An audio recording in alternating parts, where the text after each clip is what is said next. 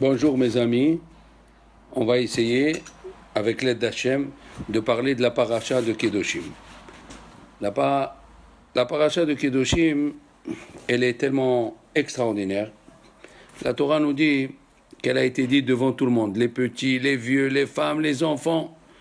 Et le Midrash dit, il n'y a pas que cette paracha. Il n'y a pas que cette paracha. Il y a 4 parachiotes qui ont été dits en assemblée. La paracha de Yitro, tout le monde l'a écouté. La paracha de Mishpatim, tout le monde l'a écouté. La paracha de Kedoshim, la paracha de Kedoshim qu'on va lire. Et la paracha qui est de Atem Nitzavim Hayom, où tout le monde était debout devant Moshe Rabbeinu. Mais cette paracha, le Midrash a une discussion combien de misvot il y a dedans. Rashi nous dit c'est Rov Goufé Torah Teloimba. La plupart des lois fondamentales sont inscrites dedans. Il dit bien la plupart des lois fondamentales. Et les Chachamim font une remarque que si on prend la paracha, on voit que c'est une répétition des 10 commandements. Dans les 10 commandements, il y a écrit tu auras un seul Dieu. Et bien dans la paracha de la semaine, c'est écrit Elohim Asecha lo ta'aseh lachem. Vous ne ferez pas des dieux de métal. Et si on prend Kaved et Avicha ve'et imecha, eh bien il y a écrit ici aussi Ish imo ve'aviv tirao. Vous devez respecter chacun son père et sa mère. Alors, ne volez pas. Il y a écrit ne vole pas. À peu près tous les 10 commandements sont répétés. Seulement, la question c'est qu'ils sont répétés au pluriel. Et le Midrash il pose la question. Pourquoi ici c'est au pluriel et dans les 10 commandements c'est au singulier? Parce que Hachem, comme il prévoit tout, il a eu peur que les enfants d'Israël soient influencés par le Erev Rav, ces Égyptiens convertis qui n'avaient pas encore enlevé toutes les anciennes croyances. Et alors là, les Juifs ils ont fait le veau d'or. Mais c'est pour ça que Dieu il a dit, Moshe, il a trouvé dans les paroles d'Hachem l'excuse. Il lui a dit, tu as dit Ani Hachem Elokecha, tu l'as dit au singulier. Je suis l'Éternel ton Dieu. Tu as dit Lotikzol, tu parlais à moi. Tu parlais pas aux enfants d'Israël. Et ça, c'était un argument, puisque Moshe Rabbeinu, c'était un avocat. C'était l'avocat du peuple juif. Donc, c'était un argument pour défendre les Juifs. Première réponse. La deuxième réponse, c'est que il y a écrit au début, quand on a reçu la Torah, c'est écrit Vaïhan Sham Israël Neged Ha'am. Le peuple était uni. On était considéré comme un seul. Mais après le veau d'or, ou la traversée de la mer Rouge, il y a eu plusieurs classes de Juifs qui se sont déclarés. Alors il a parlé à tout le monde au pluriel. Ça, c'est la première des choses. Le Zohar nous dit que quand les Chaverim, la Havraya Kadisha, l'Assemblée Sainte, avec Rabbi Shimon Bar Yochai, arrivés à la paracha de Kedoshim, ils étaient très, très contents parce que, bien sûr, il y a beaucoup de choses à apprendre. Chaque chose là-bas, elle apprend quelque chose qu'il n'y a pas dans les 10 commandements. On ne va pas les énumérer parce que sinon, il faudrait un an à peu près pour comprendre chaque pasouk, à quoi il est venu faire, qu'est-ce qu'il est venu dire, qu'est-ce qu'il est venu ajouter. Oui, est-ce que, par exemple, on va dire ne vole pas. Ben, dans les 10 commandements, c'est écrit ne vole pas, c'est là-bas, Rachid dit, comme il y a écrit dans Parashat Kedoshim, ne volez pas, alors ne vole pas, c'est quand c'est un kidnapping dans les 10 commandements, tandis que ne volez pas dans la Parashat de Kedoshim, c'est ne vole pas même pour rendre, vous vous rendez compte, ne vole pas de l'argent, même si tu veux le rendre après. Donc chaque passouk il est venu enseigner quelque chose. Mais nous, on va s'attarder sur le verset qui dit Ve'afta l'ereacha kamocha, tu aimeras ton prochain comme toi-même. Ani Hashem, je suis Hashem. Et Rabbi Akiva il a dit Zeklal gadol baTorah, c'est une grande règle dans la Torah. Alors sur ce verset, bien sûr, on va s'attarder. Il y a plusieurs questions et plusieurs réponses sur certaines autres questions qui sont très intéressantes. La première, c'est que Arizal il dit pourquoi c'est écrit Ve'avta l'ereacha, ton prochain. Pourquoi c'est pas écrit Ve'avta l'e'achicha, ton frère? dans toute la Torah, quand on voit par exemple, c'est écrit si tu vois la perte, qui tirait Avedat Ahicha, si tu vois la perte de ton frère. Par exemple, c'est écrit Ki amour Ahicha, si ton frère a besoin d'un coup de main. Chaque fois, c'est écrit Ahicha. Et ici, c'est écrit les Re'acha. C'est écrit les Re'acha. À ton prochain. Il n'y a pas écrit ton frère. Il dit à Rizal, à la Shalom, que c'est venu nous dire qu'il faut aimer même un goy, même un non-juif. Un non-juif qui t'a rien fait, il faut l'aimer. Pourquoi? Parce que c'est ce qu'il a dit Ben Azaï et Rabbi Akiva. Rabbi Akiva, il a dit, j'apprends d'ici, il a dit dans la Torah. On va voir pourquoi il a dit dans la Torah. Tandis que Ben Azaï, il a dit, moi j'apprends qu'il faut aimer son prochain parce que c'est écrit Ze Sefer Toldot Adam. Adam, une personne qui a été créée par Dieu, elle a l'esprit de Dieu, elle a le souffle de Dieu, puisque c'est écrit Man de nafah midile nafah. Comme ça il dit le Targum, oui, celui qui souffle, eh bien il souffle une partie de lui. Alors même si c'est un goy, il faut l'aimer, il faut propager le nom de Dieu par ta gentillesse, pour dire bonjour, merci, au revoir, être sympathique avec eux. Alors ça c'est la première explication pourquoi c'est écrit les Re'acha. Oui, les Re'acha, c'est pour nous dire que même quelqu'un qui ne fait pas partie de ta communauté, un goy, il faut être poli, il faut faire très attention de ne pas faire Chilul Hashem. On amènera des exemples que le Chilul Hashem, il est même envers un goy. Attention, même envers un goy. Maintenant, pourquoi c'est écrit, deuxième explication, pourquoi c'est écrit les Re'acha et à la fin, c'est écrit Ani Hashem. D'accord? On a dit, Ve'afta, tu aimeras ton prochain comme toi-même, Ani Hashem. Alors, ça révèle un petit peu une chose extraordinaire, que le mot amour en hébreu, ça veut dire Ahava. Ahava, c'est l'amour, et la Gemataria de Ahava, c'est 13. Ça fait 13. Donc, quand tu aimes quelqu'un, tu fais 13. Tu lui envoies ta Ahava, tu lui envoies ton amour, tu lui envoies le 13. Et lui, qu'est-ce qu'il fait? Il te renvoie le 13, parce que la personne qui est en face de toi, c'est un miroir. Si tu souris, il sourit. Donc si tu l'aimes, en général, la personne qui est en face de toi, elle t'aime aussi. Donc 13, tu l'envoies, et elle te renvoie 13. Et 13 et 13, qu'est-ce que ça fait? Eh bien 13 et 13, ça fait 26. C'est pour ça que c'est écrit, si tu aimes ton prochain comme toi-même, Ani Hashem. Hashem, il n'y a pas écrit Ani Elohim. Ani Hashem, c'est Yud Ke Vav Ke, ça fait 26. Si les gens ils s'aiment, alors moi je suis là, Dieu il est parmi nous, il devient 26, il est avec nous. Comment?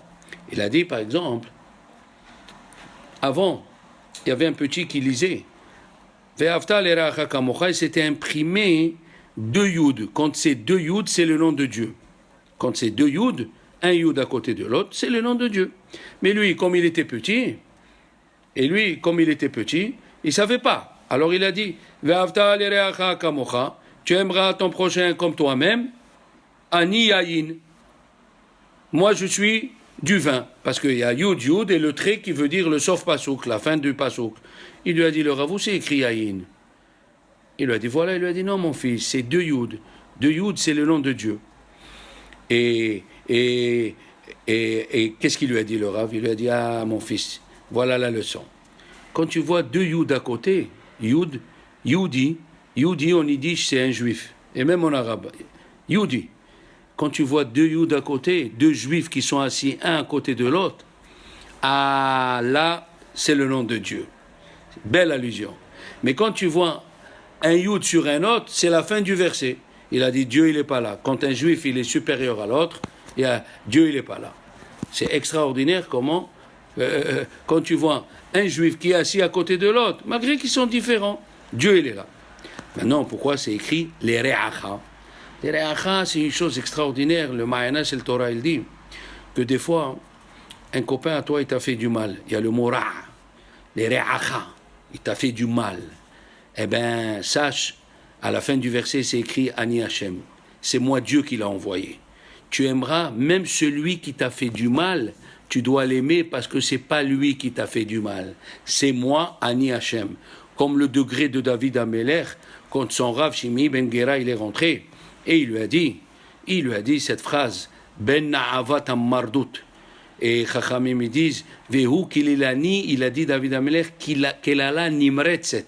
Dans le mot Nimretzet, il y a écrit qu'il m'a maudit une malédiction très très forte. Et dans ce mot malédiction très très forte, il a dit David Amelech, dans le mot Nimretzet, il y a le mot Nida Mamzer, il y a tout, il a maudit de tout. Et qu'est-ce qu'ils ont fait les généraux? Les généraux, ils se sont levés, ils ont voulu tuer Shimi Ben Gera. Et pourquoi? Parce que le mot Melech, même Lamed Chaf, c'est écrit, même Lamed Chaf, c'est le début d'une halakha envers le roi, Kevodo Chaf, Lo Lamed Machoul, pardonner. Le roi ne peut pas pardonner si on lui a manqué de respect. Pourquoi? Parce que le roi, il ne s'est pas mis par un référendum roi. Ni on a voté pour lui, ni on l'a choisi. Som tassim alecha melech, elle dit la Torah. C'est moi qui choisis le roi. Alors si Dieu a choisi le roi, tu n'as pas manqué de respect envers le roi. Tu as manqué de respect envers moi. Et ton honneur n'est pas pardonné. L'honneur que tu as manqué au roi, il n'est pas pardonné. Et alors, il est chayav mita, il faut le tuer. Et qu'est-ce qu'il a dit David en ce moment? Il est monté de degré. Il est monté dans un degré que vraiment, c'est très très rare de trouver des gens comme ça. Et qu'est-ce qu'il a dit David? Hashem amarlo kilel David. Dieu, il lui a dit, maudit David. Mais vous vous rendez compte? Ça veut dire quand quelqu'un il t'a dit quelque chose, quand quelqu'un il t'a dit, il t'a manqué d'honneur, il t'a manqué de respect, tu dois dire c'est Dieu qui lui a mis ces paroles dans sa bouche. Mais quel degré? Quel degré? Harosh, qui était un grand rabbin du Moyen-Âge, Alavat Shalom, c'était l'élève de Rabbi Meir de Rothenburg, qui était en 1300. Et à Rothenburg, le chef de la ville, il l'a pris pour demander une rançon. Il faisait partie de ses élèves, il lui a dit « Sauvez-vous ». Harosh est venu en Espagne. Il a régné comme Rav après Harashba, Rabbi Shemuel ben Idderet à Barcelone, en 1350. Et il a écrit des halachot fantastiques. Et c'est pour ça qu'au Maroc, on a beaucoup de halachot un peu comme les Ashkénazes, parce que le dernier grand rabbin puissant, super puissant d'Espagne, c'était Harosh. Et c'est pour ça qu'on a, nous, les Sifrei Torot, comme les Ashkénazes, avec les bois.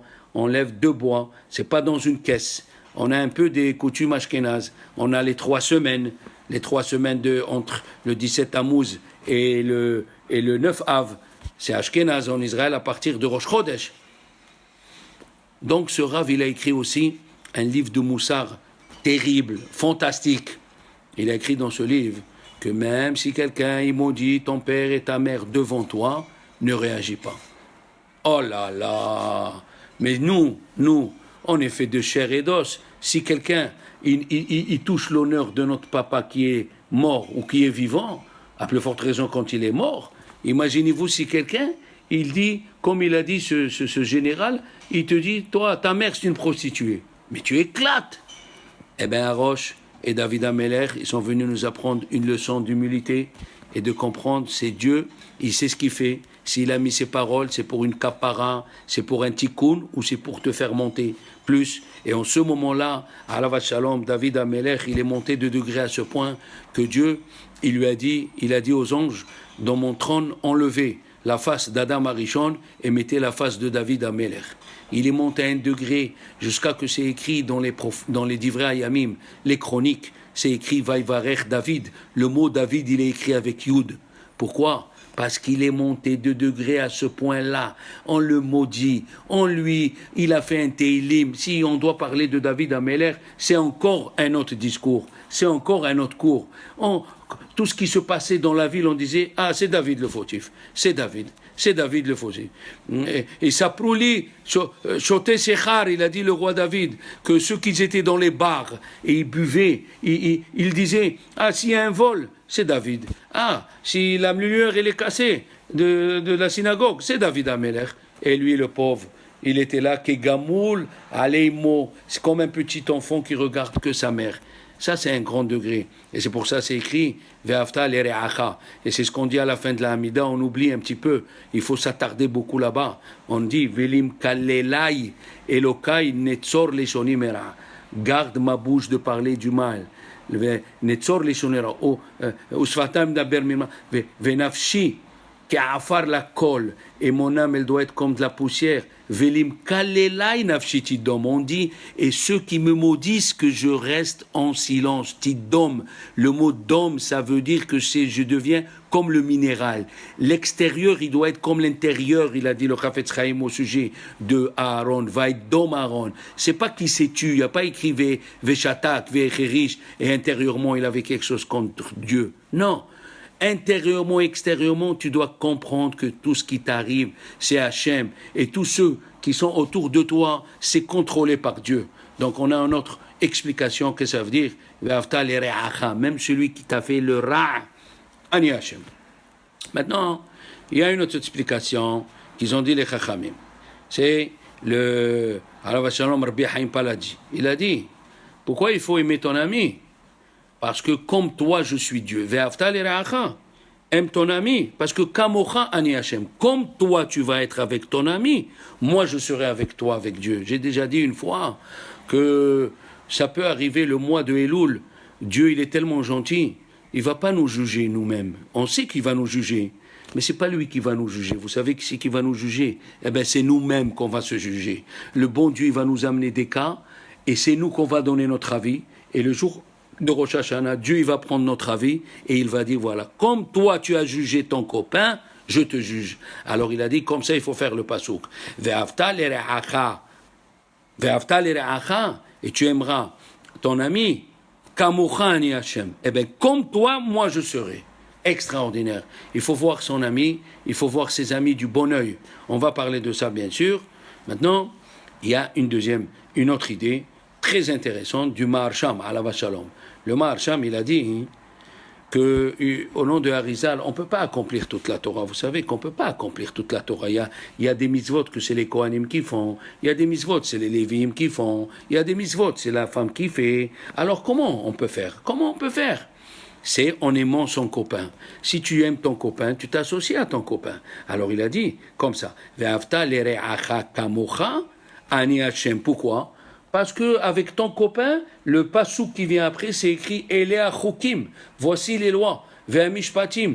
Pourquoi c'est écrit Elea Chokim? Parce que tu ne peux pas accomplir tous les mitzvot sans ton copain.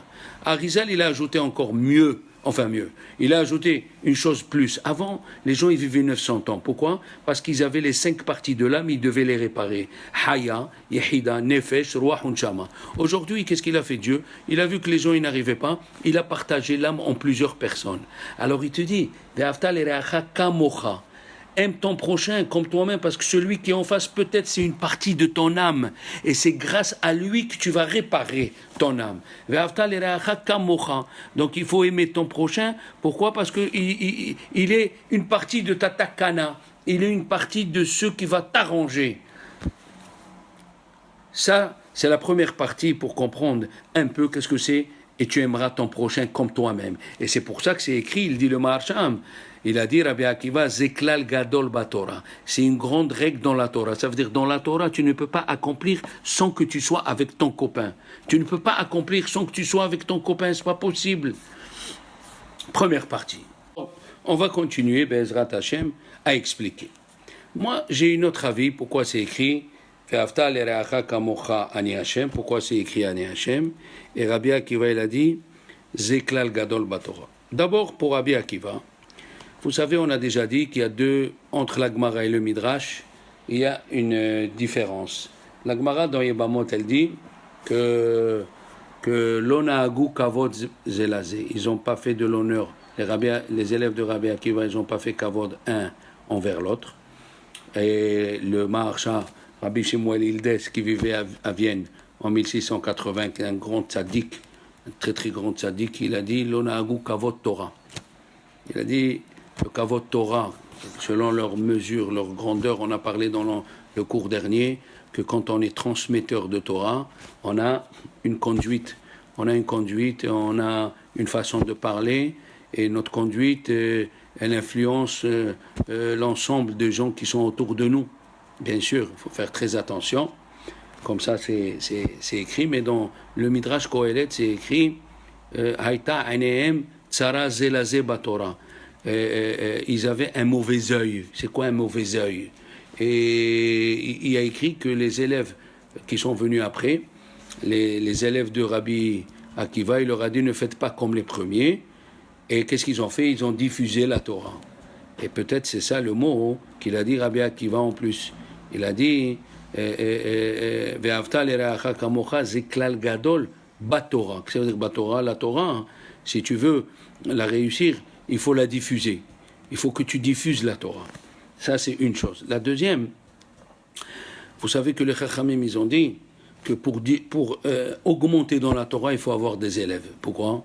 Parce que c'est écrit, j'ai appris Harbe, c'est écrit dans le Pirkei Avot, j'ai appris beaucoup de mes maîtres et beaucoup de mes amis et le plus de mes élèves. Aïe, aïe, aïe. Ça veut dire que tu ne deviens intelligent dans la Torah et très fort dans la Torah que si tu as appris de tes élèves. Parce que les élèves, quand ils commencent à poser des questions, tu vas chercher dans les endroits où tu n'as pas pensé à chercher. Et ça te donne l'intelligence de comprendre des choses que tu n'as pas compris. Puisque la Gemara elle dit que Rav Yosef, comme ça il ramène au nom de Rav Chaim Brisk qu'il ne faut pas hésiter à prendre des responsabilités rabbiniques. Pourquoi? Parce que Rav Yosef dans la Gemara de Horayot, à la fin de la Gemara de Horayot et dans la Gemara de Berachot, c'est écrit que pendant 22 ans, Rav Yosef, il n'a pas voulu être Rosh Yeshiva, il avait une question. Et le jour où il est devenu Rosh Yeshiva, il a répondu à la question. Pourquoi? Parce que Dieu, il te donne l'intelligence et la force de donner. Quand tu aimes donner, tu t'enrichis. Rabbi Moshe Sternbuch, dans son livre sur la paracha, Chokhmah Musar, Chokhmah Vada'at, il amène que, comme dans le Maaser, quand tu donnes 10%, tu deviens riche. Ça, c'est une chose connue. On parlera un jour de ça. Eh bien, quand tu donnes le maaser de ton temps enseigné, tu te mets à diffuser la Torah. Qu'est-ce qu'il fait Dieu? Il te rend riche en Torah. Tu vas chercher plusieurs fois, tu vas chercher des sujets que tu as besoin, que tu ne trouves pas. Et il y a une idée qui te vient dans la tête et elle te dit, va là, va voir là, va voir là, va voir là. C'est connu. Donc, c'est ça. Et comme eux, et le Midrash, il dit, Haïta ainem tsara batorah. Ça veut dire, ils ne voulaient pas diffuser la Torah. Ah, si tu ne diffuses pas la Torah, donc, qu'est-ce qu'ils disent les Chachamim? Un homme, il est né pour diffuser la Torah. Et si un homme, il fait pas du kavod dans son ami pour diffuser la Torah, eh ben, il n'a plus rien à faire ici. Il n'a plus rien à faire ici. C'est pour ça que Dieu, il les a pris. Parce qu'on n'a pas vu que quelqu'un, il est chayav mita parce qu'il n'a pas fait d'honneur à son copain. Effectivement. Mais comme si tu es diffuseur de Torah, alors, si tu es diffuseur de Torah, eh ben, tu dois avoir une conduite, tu dois diffuser et donner de ton temps. Maintenant, moi j'ai une autre approche, à peu près pareille, pour répondre pourquoi c'est écrit Zeklal Gadol Batorah et pourquoi c'est écrit Ani Hashem. Vous savez que quand Eliezer, dans la paracha de Chaye Sarah, la Torah nous raconte le plus long mariage dans les Pesukim de la Torah, c'est le mariage de Yitzhak Avinu. Il y a à peu près 63 versets. Et là-bas, c'est écrit que quand il a voulu voir est-ce que Rivka Imenu, elle méritait Yitzhak, il a mis en épreuve dans la qualité du chesed, la générosité. Et qu'est-ce qu'il a fait dans la générosité? Quand elle a réussi, elle lui a dit bois. Et comme il a dit le Beth Alevi, elle était intelligente, elle ne lui a pas dit d'un seul coup bois et je donnerai à tes chameaux aussi à boire. Il y a beaucoup d'explications. Quel chesed elle a fait Rivka pour qu'il soit émerveillé? D'abord, c'était des gens. Eliezer, c'était un type qui était de 2 mètres de haut. Le Midrash il dit qu'il y avait le fleuve, les chameaux ne peuvent pas passer. Eh ben, il a pris les chameaux, un chameau dans une main, un chameau dans l'autre main, tellement ils étaient forts. Alors imaginez-vous un type de 180 kilos et haut de 2 mètres qui est assis devant un verre d'eau. C'est ce que je fais à chaque fois. Je mets un verre d'eau devant moi en classe dans cette paracha et il dit à quelqu'un, le prof, il lui dit, donne-moi le verre dans ma main. Alors les gens, ils ne comprennent pas. Donne-moi le verre d'eau dans ma main. Pourquoi tu ne peux pas prendre toi? Qu'est-ce qu'il y a? Eh bien, celui qui aime le chesed, il dit le Rabbi Yaakov Kahan, ben, il ne demande pas de questions. Il fait du chesed. Il ne cherche pas à savoir comment il est le type, comment il n'est pas. Ça, c'est une chose. Et le Beth Alevi, lui, il dit, parce que Rivka Imenu Alea Shalom, elle a dit bois. D'abord bois. Après, elle lui a dit, et je donnerai à boire à tes chameaux, et on sait que chaque chameau, il boit 60 litres d'eau, donc c'est vraiment le chesed. Le chesed, c'est quand quelqu'un te dit, donne-moi un bout de pain, et tu lui sers du rôti avec du champagne. Extraordinaire, extraordinaire. Mais qu'est-ce qu'il a fait, Eliezer? Eliezer, la Torah, elle a dit, il lui a donné une boucle qui va dans le nez, avant il mettait ça, et des bracelets. Et la Torah, elle nous dit le poids. Elle nous dit les bracelets et la boucle, il pesait 10 pièces d'or. Mais pourquoi la Torah nous dit le poids? Et Rashi vient nous dire, tu sais, ça fait allusion aux 10 commandements. C'est quoi cette allusion de 10 commandements au moment où Rachel, elle est en train, Rivka Imenu, elle est en train de donner de l'eau. Et il continue le Midrash, il dit, et le poids de la boucle était Beka, Mishkalo, Beka. Même le poids le poids des bracelets, le poids de la boucle, c'est quoi ça? Il dit le Midrash une chose extraordinaire. Vous savez que les 10 commandements, ils sont partagés en deux. Les 10 commandements. Et dans les mêmes tables de la loi, un côté, les 5 premiers, c'est les mitzvot qui sont envers Dieu, et les deuxièmes, c'est les mitzvot qui sont envers la personne. Alors, elle lui a dit, Eliezer, il a voulu lui dire, tu sais, tu peux être une fille qui fait du chesed, tu peux être une fille qui fait de la générosité, mais si tu n'as pas les 10 commandements en même temps, c'est-à-dire que tu dois craindre Dieu d'abord. Ça ne suffit pas de faire du chesed si tu n'as pas la crainte de Dieu. Pourquoi? Parce que tu feras le chesed quand ça t'arrange. Comme on raconte une histoire qu'il y avait un rave qui marchait avec son élève, ils sont passés devant un pauvre. Et le rave lui a donné l'argent. Ils ont fait 10 mètres et il est revenu en arrière. Et il lui a donné encore une pièce. Et l'élève, il lui a dit, mais Rave, pourquoi tu lui as donné une deuxième pièce? Il a dit, parce que la première fois, je lui ai donné, parce que je suis juif et j'ai eu de la peine. Alors il lui a dit, eh bien alors, c'est bien? Il lui a dit, c'est bien. Mais j'ai donné la deuxième fois parce que Dieu, il a dit qu'il faut donner la tzedaka. Et si un jour il ne me plaît pas le type, et si sa figure ne me revient pas, alors je ne l'aide pas. Alors, il est venu, Eliezer, il lui a dit, c'est bien que tu fais le chesed, mais il doit être accompagné par la crainte de Dieu. C'est Dieu qui te dit quand il faut faire et quand il ne faut pas faire. Extraordinaire.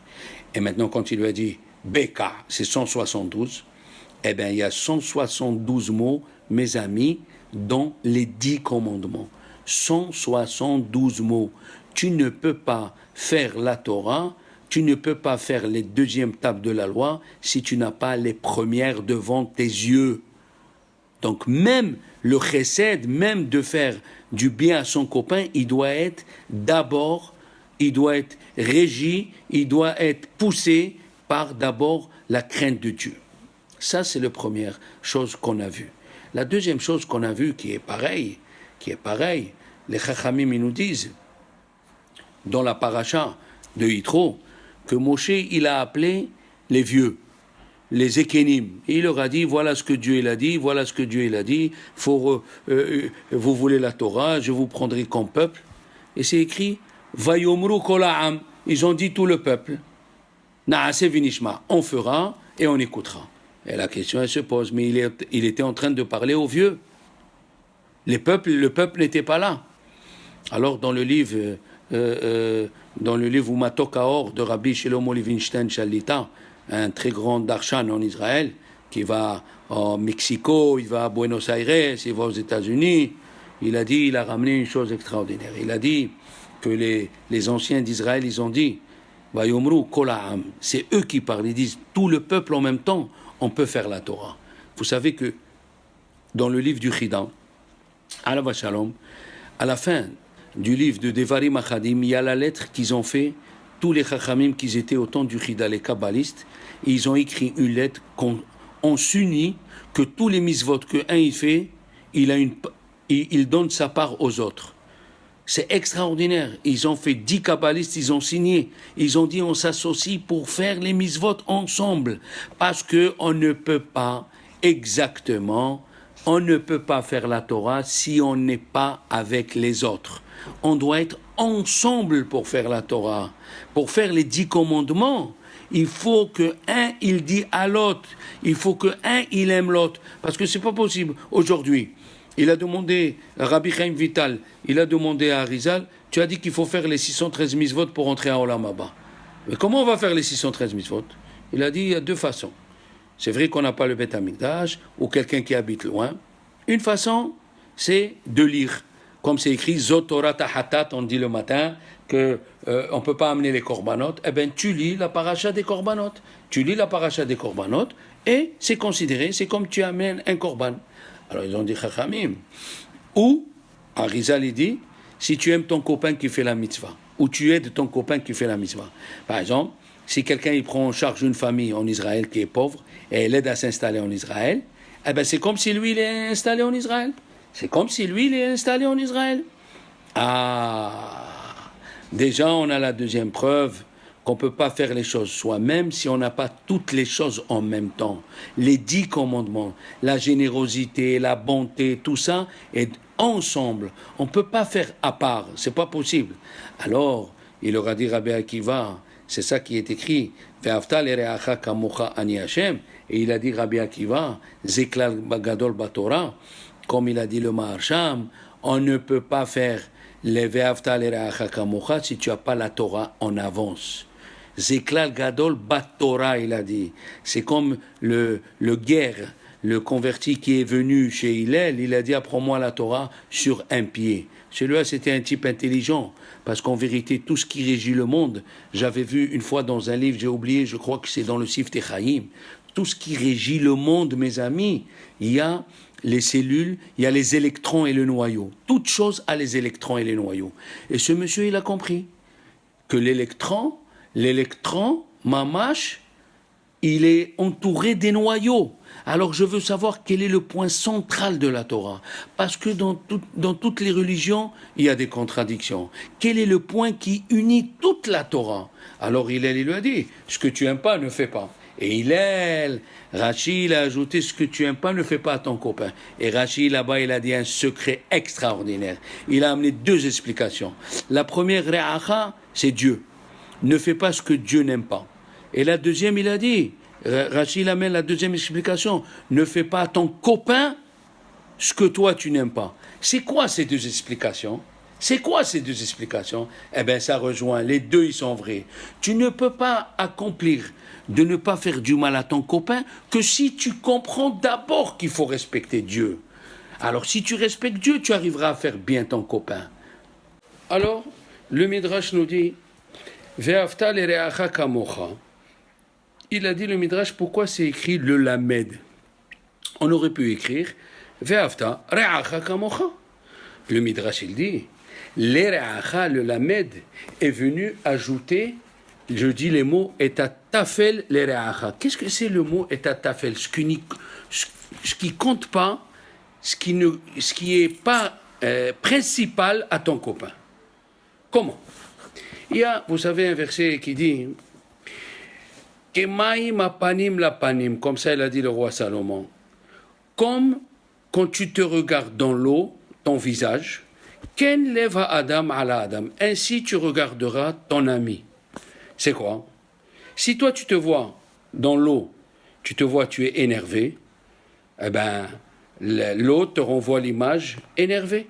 Ça veut dire, selon ce que toi tu es, ta situation, comment tu es, et si tu vois la personne, alors elle te reflète ce que toi tu es. Le Ben Ishraï, alav shalom, il donne un exemple, il dit, une villageoise, elle a épousé un prince. Et après quelque temps, le frère, il est venu, et il est venu voir sa sœur. Mais lui, dans le village, vous savez bien qu'ils sont au temps de la charrue, au temps de frotter les pierres. Et il lui a donné une chambre. Et alors il est rentré dans la chambre, et il voit quelqu'un, il lui dit, mais qui es-tu? Et il voit l'autre qui lui dit, qui es-tu? Il dit, mais ça va pas, je te parle. Et l'autre il dit, mais moi je te parle. Il dit, mais attention, tu sais pas qui je suis. Et l'autre il dit, attention, je sais pas qui je suis. Vous avez compris qu'il regardait une glace, qu'il n'a jamais vu de glace dans sa vie, et ce qu'il disait, la glace lui reflétait. Il est venu chez sa sœur et lui dit, mais dis-moi, c'est quoi ça? Et je suis rentré, j'ai vu un type, il me parle, il me répète. Et la sœur a compris. Il lui a dit, si tu le vois, dis-lui bonsoir, comment tu vas? Et tu vas voir lui aussi, il va te dire bonsoir, comment tu vas? Il est rentré et il a dit bonsoir. Et l'autre, il lui dit bonsoir, comment tu vas? Et comment tu vas? Donc, ce que toi tu es, ce que toi tu penses en ce moment, c'est ce que ton copain il pense. Je vous donne une idée que j'ai écoutée de Rav Shlomo Levinstein. Il dit, par exemple, si un homme il dit à son copain, tu as une chaise, qu'est-ce qu'il comprend son copain? Une chaise. À la synagogue, tu as une chaise, il comprend une chaise pour s'asseoir. Mais s'il dit à un s'il dit à un député, vous avez une chaise, le député ne va pas comprendre. Une chaise pour s'asseoir. Ça veut dire, est-ce que tu as une chaise à l'Assemblée nationale? Donc ça dépend comment tu es. Ouais. S'il dit au menuisier, tu as une chaise, il va comprendre, est-ce que tu as fabriqué une chaise? Le problème, c'est que chacun, selon comment il est, comment tu es dans ce moment-là, si tu es content, eh ben, tu vois tout le monde content. Et si tu es peiné, eh ben, tu vois tout le monde qui sont énervés. Le Midrash, il dit, pourquoi le roi Salomon, il a dit Maïm, il n'a pas dit Yaïn, même dans le vin, on se voit. Pourquoi il n'a pas dit, comme quand tu te vois dans le vin, ainsi le cœur de l'homme envers l'homme. Pourquoi il a employé l'eau? Et le Midrash répond parce qu'il y a un vav en plus. Voilà le Midrash. On ne sait pas c'est quoi cette explication. Et il est venu, le Gaon Mivilna, dans le Sefer Kol Eliyahu, il a donné une explication extraordinaire. Il a dit, dans toute lettre, il y a la Gemataria qui se voit, et il y a la Gemataria cachée. Par exemple, si on prend la lettre Aleph, Aleph c'est 1, mais après il y a le Lamed et le P qui font 110. La même chose, si on prend la lettre Bet, Bet, ça s'écrit Bet, c'est 2, mais après il y a le Yud et le Tav qui font 410. La lettre Kouf, Kouf c'est 100, mais après il y a Vav et P qui font, le P c'est 80 et Vav ça fait 6. Donc il y a une lettre cachée, il y a une Gemataria cachée, une Gemataria qui se voit. Dans quel cas, il dit le Gaon de Vilna, les lettres, ils sont ex aequo. L'extérieur, la Gemataria extérieure et la Gemataria intérieure, c'est le mot Maïm. Quand tu prends la lettre Mem, eh ben, il s'écrit double fois. Mem. Ça s'écrit pareil. Et quand tu prends le mot Yud, il s'écrit Yud, Vav, Dalet. Yud, c'est la Gemataria extérieure, c'est 10. Et la Gemataria intérieure, c'est 10. C'est pour ça que le roi Salomon, il a dit que Maïm, si tu es ex aequo avec ton copain, par contre, dans le mot Yaïn, Yud, impeccable, mais dans le Nun, il y a un Vav en plus, parce que comment il s'écrit Nun? Nun, Vav et Nun. Donc, le Nun et le Nun, très bien, mais il y a un Vav en plus. Ah, c'est que tu te sens supérieur. Quand tu as Maïm, que Maïm Hapanim Lapanim, comme quand tu vois l'eau, tu vois ta face, tu mets ta face à l'eau, l'eau elle te renvoie la face. Il a employé le mot Yaïn, et pas le mot, il a employé le mot Maïm, excusez-moi, et pas le mot Yaïn, parce que le mot Maïm, la Gemataria intérieure ou la Gemataria intérieure et extérieure, les deux ils sont pareils. Tandis que le Yaïn, il y a un vav en plus, c'est-à-dire, Rabbi Chaim Volozhin explique, il a dit, quand tu es debout en face de ton ami, tu as ta droite envers sa gauche, et tu as ta gauche envers sa droite. Qu'est-ce qu'il veut dire Rabbi Chaim Volozhin? Il a dit, en général, la droite, c'est quelque chose de bien, c'est la miséricorde, c'est quelque chose qui fait grandir quelque chose. Eh bien, quand tu es en face ton copain, tu es en face sa gauche. Ça veut dire la gauche, tu fais grandir les défauts. Hein? Et quand ta gauche elle est du côté de sa droite, face à face, qu'est-ce qui se passe? Eh bien, ta gauche, qui est le mal, elle fait amoindrir sa droite, qui est ses qualités. Et quel est le seul endroit où ta gauche, elle est devant la gauche et la droite, elle est devant la droite? C'est quand tu es devant une glace. Quand tu es devant une glace, ta droite, elle est à droite et ta gauche, elle est à gauche. Alors maintenant, il dit le Admour, Migour, le Sfat Emet, il dit, alors pourquoi le roi Salomon n'a pas dit comme tu te vois dans le miroir, ainsi le miroir il te voit. Pourquoi il a employé mahim? Alors là, lui, il vient expliquer que ça veut dire et tafel les reacha. Le problème, c'est quand tu es debout, tu te vois toi-même. Mais si tu prends le mot reacha, comment il s'écrit le mot reacha? Resh. C'est quoi? On dit resh, mais le shin, c'est celui qui est le moins prononcé. Alors si tu prends le shin, après tu prends le ayin, le nun, il est le moins prononcé. Après tu prends le kaf, c'est le P à la fin. Eh bien, il a dit, ça fait les lettres Shin, Aïn et Kaf. Nun plutôt. Resh, Aïn, Kaf. Ça fait le mot Shafel. Shafel, c'est quand quelqu'un il s'abaisse. Ah, quand tu t'abaisses pour voir l'eau, on ne peut pas voir l'eau debout, c'est pas vrai. Il n'y a pas de l'eau qui est debout. Quand l'eau elle est par terre et tu t'abaisses pour voir ton copain, si tu t'abaisses, alors tu peux voir ton copain. Il y a une histoire invraisemblable qui est arrivée avec Rabbi Eliaouman. Rabbi Eliaouman, c'est le shamash de Rav Chaim Kanievski. Il a rencontré un juif, il lui a dit, le juif, est-ce que tu peux demander à Rav Chaim Kanievski, Shalita, j'ai un différend avec mon ami. Il lui a dit, le Rav, il ne traite pas ces questions de différend. Il lui a dit, non, mais écoute d'abord. Il lui a dit, voilà, moi, j'étais riche. Et j'avais un copain, il était très pauvre. Et quand j'ai su qu'il était très pauvre, je lui ai dit, à partir d'aujourd'hui, tout ce que tu vas acheter pour Shabbat, parce que j'ai appris qu'il mangeait du pain et du thon Shabbat pour toute sa famille. Et j'ai fait avec lui un contrat. Chez l'épicier, il prend tout ce qu'il veut pour Shabbat. 2 bouteilles de vin, 4 bouteilles de coca, 6 bouteilles de Perrier, qui prend ce qu'il veut, les fruits, les légumes, le chocolat, la glace, les gâteaux, hakol. Qu'est-ce qui s'est passé après? Moi, je suis descendu dans les affaires. Je ne gagne pas comme avant. Et qu'est-ce qui s'est passé? Je n'ai que pour moi pour faire Shabbat. Mais je n'ai pas voulu arrêter. Mon copain, je lui paye toujours. Et moi, je passe Shabbat avec une boîte de thon et une boîte de pâté. Quand mon copain a appris, il est venu, le pauvre, il s'est mis à pleurer. Il a dit, il n'est pas question. Comment? C'est toi qui as besoin et maintenant tu continues à me donner? Il lui a dit, c'est pas tes affaires. Il lui a dit, non, monsieur. Il lui a dit son copain, mais les frais de Shabbat, c'est écrit dans la Gemara de Betzat, tous les frais que tu fais pour Shabbat, Yom Tov et les collages des enfants, ils sont payés par Dieu.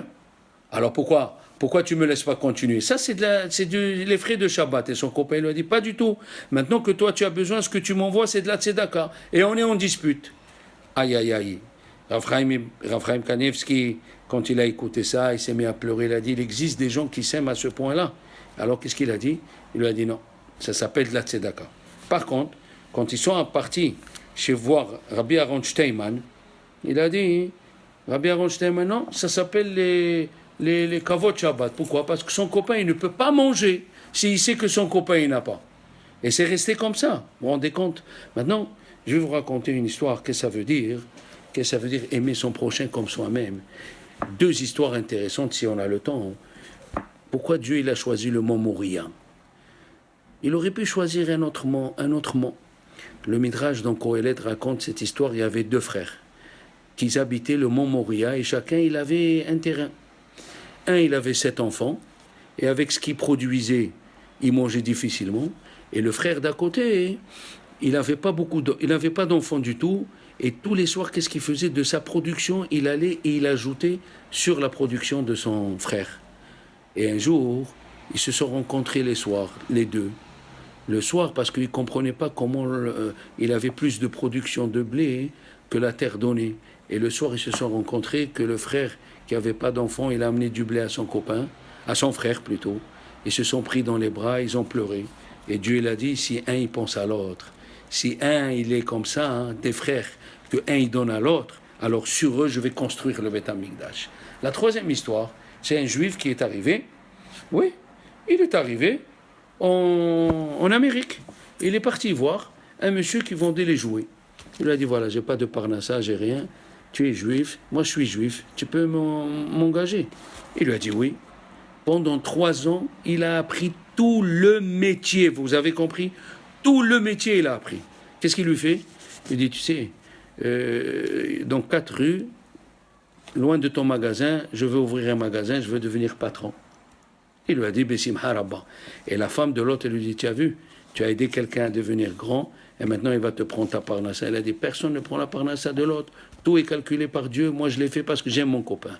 Et l'autre, comme il avait tous les adresses des clients et des grossistes, il a fait moins cher que son ami, qui est aussi un juif. Et l'autre, il a tout perdu. Et l'autre, il a grandi, Adla Shamaim, il est devenu milliardaire. Quand l'autre, il a tout perdu, il est venu chez celui qui était avant son ouvrier. Et il lui a dit, voilà, s'il te plaît, j'ai plus de quoi manger, est-ce que tu peux m'embaucher? Et il lui a dit, je t'embauche à une condition. Et l'autre, il lui dit, laquelle? Parce que dans sa tête, il a dit, moi, je t'ai pas fait de condition. Il lui a dit, il faut que tu amènes ta femme avec toi, je vous reçois au bureau cet après-midi. Et la femme, elle est venue à 2h et elle pleurait. Tu t'imagines, l'ouvrier que tu as eu, que tu avais, et il est devenu patron. Ils sont rentrés tous les deux. Il a dit à sa secrétaire, sortez s'il vous plaît. Il est sorti. Il a ouvert son coffre-fort, il a pris des papiers et il lui dit, voilà, le jour où je t'ai quitté, je t'ai pas oublié. Qu'est-ce que j'ai fait? Je savais que peut-être tu allais perdre parce que moi j'allais faire moins cher. Voilà les papiers. Regarde, lis s'il te plaît. Je t'ai mis associé à moi, ça fait 2 ans. Tu es associé à ma société de jouets, 50% chacun. La femme, elle s'est écroulée. Le monsieur, il s'est mis à pleurer. Vous savez comment il s'appelle? C'est dans tout le monde. Eh ben, l'usine de jouets qui vont les jouer dans le monde entier. Et ces 2 juifs qu'ils ont fait Ve'aftal ereacha kamocha, eh ben, il s'appelle Toys R Us. Voilà pourquoi elle est devenue immense, parce que un, il a pensé à l'autre. Un, il a voulu faire plaisir à l'autre. La même chose, le Chafetz Chaim raconte que quand il était à Vienne, il est parti parler au ministre de l'Éducation de ne pas faire entrer de la culture générale dans les yeshivot. Il s'est mis à pleurer, jusqu'à qu'il lui a dit en yiddish. Et le rabbin d'à côté lui a dit, je peux vous expliquer? Il lui a dit, non, moi j'ai compris le langage du cœur. Et il a laissé. Après, en sortant, il y a 2 juifs qui l'attendaient. Il ne comprenait pas. Il vient de finir une journée terrible. Et il lui dit, non, s'il vous plaît. Il lui a dit, quel est le problème? Il a dit, voilà, on s'est associés tous les deux à faire une yeshiva. Et moi, je paye 50 élèves, et lui, il paye 50 élèves. Mais qu'est-ce qui s'est passé? Moi, je gagnais plus d'argent, et j'ai ajouté encore 100 élèves. Et mon copain, il a dit, non, moi, je veux payer encore 50 de ta part. Et moi, je dis, non, au début, il a fait 50, je ne t'ai pas averti, j'ai ajouté 100, c'est moi qui dois les payer.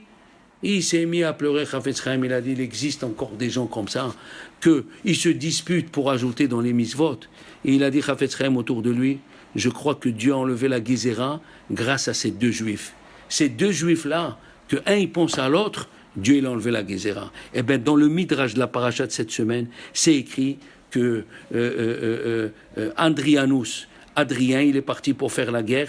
À côté de Tveria, il est passé, il a vu un vieux, qui plantait un arbre, un figuier. Il lui a dit, pourquoi tu plantes ça?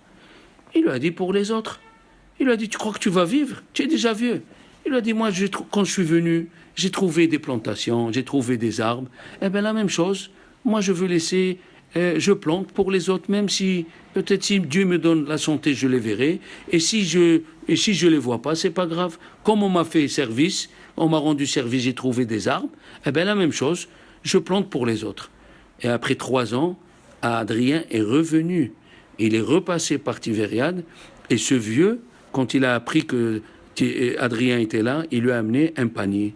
Quand il a vu ça, Adrien, il a dit, remplissez-lui ce panier d'or et d'argent. Et il est venu à la maison.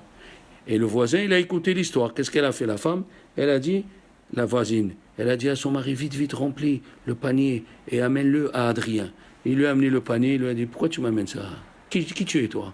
Il lui a dit, mais tu as amené au voisin, il a dit, prenez-lui, jetez-lui les figues dans la figure, il est venu boursoufler. Mais qu'est-ce qu'il a vu, Adrien, de spécial chez ce vieux? Parce que l'Empire romain, c'était de penser d'abord à soi-même. Pourquoi les Réchaïm, les impies, s'appellent Métim? Parce qu'ils sont dans l'ego, ils pensent qu'à eux, à eux. Alors quand il a vu ce vieux qui fait un chesed, comme il a dit le Rav Miller de Getzed, si tu veux savoir que je te fais un chesed vraiment, les Shem Shamaim, rends service aux gens sans qu'ils le sachent. Là, tu es Baal Chesed. Là, c'est quelqu'un qui fait du bien. Eh bien voilà, un vieux, il a accompli ce qu'il a dit le Midrash. Dieu, il a dit, quand vous viendrez en Israël et vous verrez des arbres et tout, ne vous suffisez pas de ce qu'il y a. Plantez des arbres, faites du chesed pour ceux qui vont venir. À nous de prendre de cette paracha, de rendre service et d'aimer son copain.